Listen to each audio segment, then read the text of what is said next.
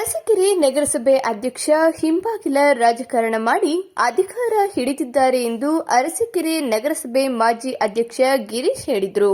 ನಗರದಲ್ಲಿ ಇಂದು ಸುದ್ದಿಗಾರರೊಂದಿಗೆ ಮಾತನಾಡಿದ ಅವರು, ಈ ಹಿಂದೆ ನಡೆದ ನಗರಸಭೆ ಚುನಾವಣೆಯಲ್ಲಿ ಸದಸ್ಯರನ್ನ ಹಿಡಿದಿಟ್ಟುಕೊಂಡು ಕುತಂತ್ರ ರಾಜಕಾರಣ ಮಾಡುವ ಮೂಲಕ ಅಧ್ಯಕ್ಷರಾಗಿದ್ದಾರೆ. ಅವರ ಅಧಿಕಾರದ ಅವಧಿಯಲ್ಲಿ ತಾಲೂಕಿಗೆ ಕೊಡುಗೆ ಶೂನ್ಯ ಎಂದರು.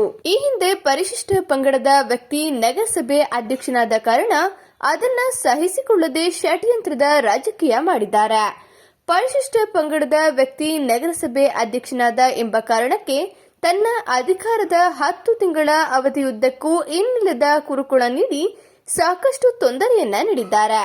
ಇದರ ಪರಿಣಾಮವಾಗಿ ತಾನು ಇಂದಿಗೂ ಕೋರ್ಟ್ ಅಲೆಯುವ ಪರಿಸ್ಥಿತಿ ನಿರ್ಮಾಣವಾಗಿದೆ ಎಂದರು. ನನ್ನ ಅಧಿಕಾರದ ಅವಧಿಯಲ್ಲಿ ಪೌರ ಕಾರ್ಮಿಕರಿಗೆ ನಿವೇಶನ, ನಗರೋತ್ಥಾನ ಯೋಜನೆ ಅಡಿಯಲ್ಲಿ 30 ಕೋಟಿ ಹಣ ತಂದಿದ್ದೇನೆ. ಅರಸೀಕೆರೆಗೆ ಶುದ್ಧ ಕುಡಿಯುವ ನೀರು ಒದಗಿಸುವ ನಿಟ್ಟಿನಲ್ಲಿ ಪ್ರಾಮಾಣಿಕ ಪ್ರಯತ್ನ ಮಾಡಿದ್ದೇನೆ ಎಂದು ವಿವರಿಸಿದರು.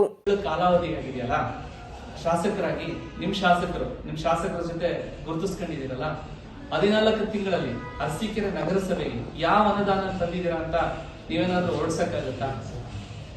ಓಡಿಸಿ ನೋಡೋಣ ತಾಕತ್ತಿದ್ರೆ ನಿಮ್ಗೆ. ಸುಮ್ಮನೆ ಇಲ್ಲೇ ಇರೋದನ್ನ ಮಾಡಬೇಡಿ. ಈಗ ಹೊಸ ರೂಲ್ಸ್ ಮಾಡ್ಬಿಟ್ಟಿದಾರಂತೆ. ಏನು, ಈ ಸೊತ್ತು ಅಧ್ಯಕ್ಷ ಕೊಡ್ಬೇಕಂತೆ. ಇದು ಯಾವ ಊರಲ್ಲಿದೆ? ಈ ಕಮಿಷನರ್ ಹೇಳ್ತಾರಂತೆ, ಏನೇ ಇದ್ರು ಅಧ್ಯಕ್ಷರ ಹತ್ರ ನೀವು ಈ ಸೊತ್ತು ಇಸ್ಕೋಬೇಕು ಅಂತ. ಅದನ್ನ ಮುಂದಿನ ದಿನಗಳಲ್ಲಿ ನಾವು ಹೋರಾಟ ಮಾಡ್ತೀವಿ. ಅಧ್ಯಕ್ಷರಿಗೆ ಈ ಸೊತ್ತು ಕೊಡೋ ಪವರ್ ಇಲ್ಲ.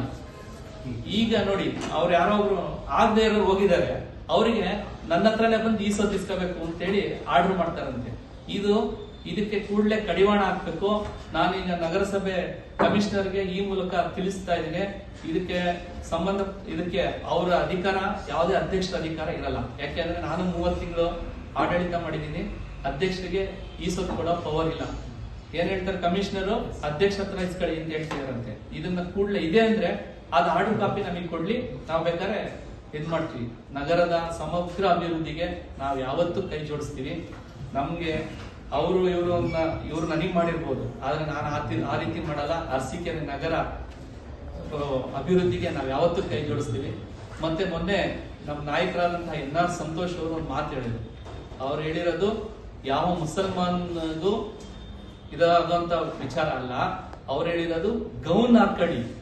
ನಾನು ಇವತ್ತು ಹೇಳೋದಕ್ಕೆ ಇಷ್ಟಪಡ್ತೀನಿ, ನೀವು 13 ಜನ ಹೊರಗೋಗಿದ್ದೀರಲ್ಲ, ಪಕ್ಷದಿಂದ ಗೆದ್ದು ಇನ್ನೊಂದು ಪಕ್ಷಕ್ಕೆ ದ್ರೋಹ ಮಾಡಿ ಹೊರಗೋಗಿದ್ದೀರಲ್ಲ, ನೀವು 13 ಜನ ಗೌನ್ ಹಾಕೊಂಡು ಅರಸೀಕೆರೆ ಟೌನ್ ಅಲ್ಲಿ ಓಡಾಡಿ. ಹಿಂದಿನ ಕಾಲದಲ್ಲಿ ರಾಜರು ಏನ್ ಮಾಡ್ತಿದ್ರಂತೆ, ನನ್ನ ರಾಜ್ಯದಲ್ಲಿ ಆಡಳಿತ ಹಿಂಗಿರುತ್ತೆ ಅನ್ನೋದನ್ನ ನೋಡೋದಕ್ಕೆ ಗೌನ್ ಹಾಕೊಂಡು ಮುಖ ಮುಚ್ಕೊಂಡು ಹೋಗೋರಂತೆ, ಕೇಳೋರಂತೆ. ಈ ವೇಳೆ ಮುಖಂಡರಾದ ಹರ್ಷವರ್ಧನ್, ರಮೇಶ್ ಇತರರು ಹಾಜರಿದ್ದರು.